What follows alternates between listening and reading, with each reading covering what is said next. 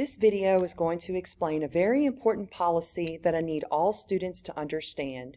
It is the District Academic Honesty Policy. So again, understand this is not something that is only pertaining to Captain Shreve. This is for all students who are attending public schools in Caddo Parish. I'm not going to read this entire document to you. It is actually on, if you go to my homepage on Canvas, and you click that class resources little button on my home page, then you can download this policy and read the entire thing yourself. I'm going to go ahead and point out a couple things to you. There are responsibilities for students, parents, as well as teachers. So see, we are all in this together when it comes to promoting academic honesty. It says here, academic dishonesty is evidenced by not following testing procedures, cheating or plagiarizing, and involves an attempt by a student to show possession of knowledge and skills he or she does not possess.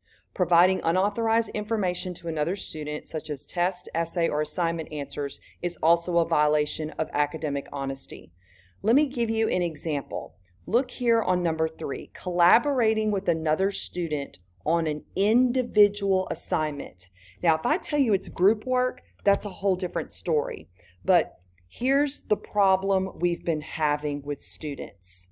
They think if I just get together with my friends and we all work on this assignment together and we submit the assignment as an individual, then we're all going to, receive credit.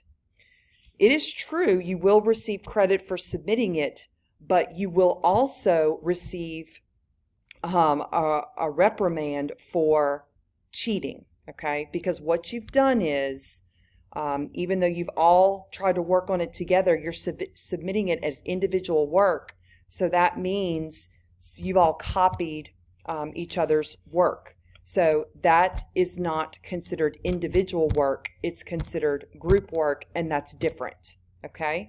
So please make sure you understand the difference between group work and an individual assignment, okay? There are major differences, and you will be held in violation of this policy if you and other students submit the exact same answers on an assignment I have instructed you to do on an individual basis, okay? So what that means, down here you can see that you will receive no credit for the assignment, and you may be referred to the administration for disciplinary action, okay? So it is very important that you follow these rules and be honest with your own work, okay? Look at some other examples of violating this policy. Recording or copying test questions or answers to pass to other students and or receiving copied questions or answers. Providing or receiving answers from individual assignments or essays. Discussing test questions or answers with another student without the express permission of the instructor. Again, you can see all of these are very simple examples of either plagiarism or violations. If you have any questions about this, you need to ask immediately, okay? Now, this is the quiz, test, assignment, and academic honesty agreement that I have adopted for my class in particular. For those of you that had Mr. DeVille last year, he had a similar policy because the two of us collaborated together to create this because we do have similar styles. So we know this year you all are going to be completing your assignments on Canvas. That's why it says, virtual components. So it's very important that you follow all the guidelines for submitting test quizzes in any assignments, okay?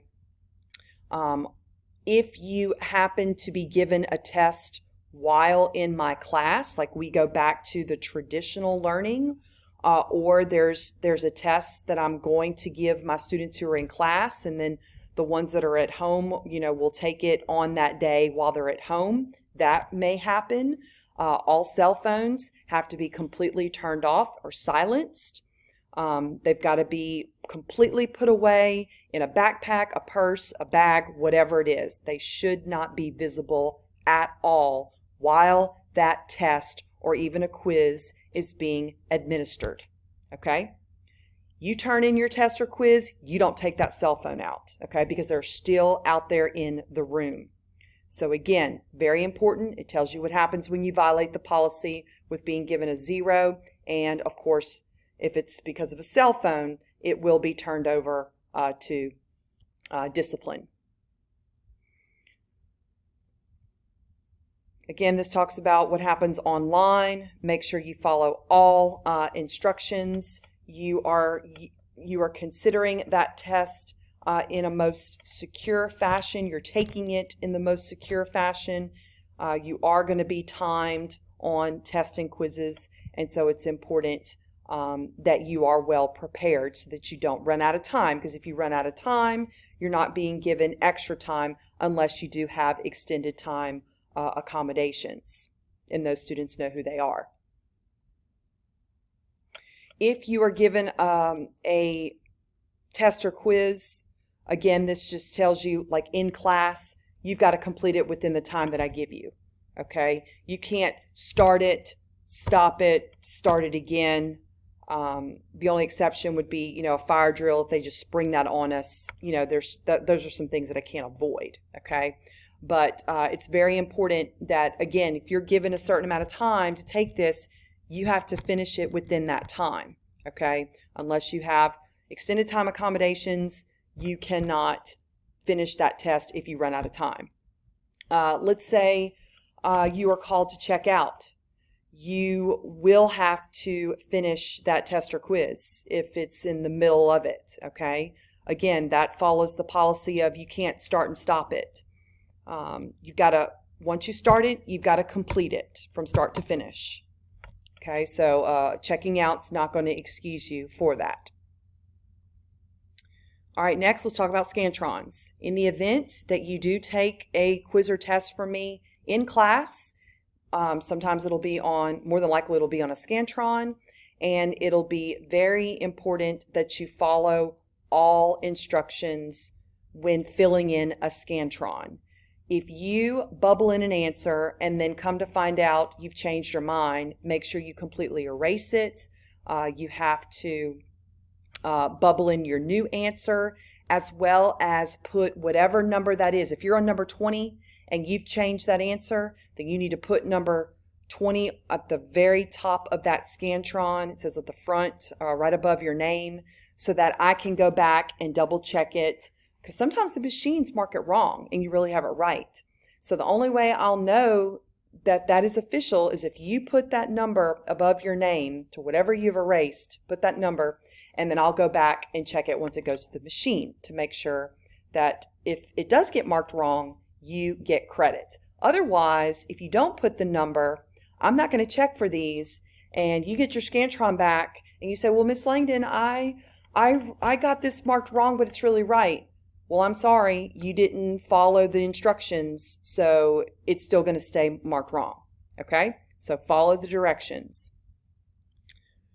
Once you turn in your test, 5 minutes goes by and you go, oh, wait, there's something I forgot to do, or I need to make a correction. No, it says here, you cannot edit once you turn in the test or once time is up, okay? Very important.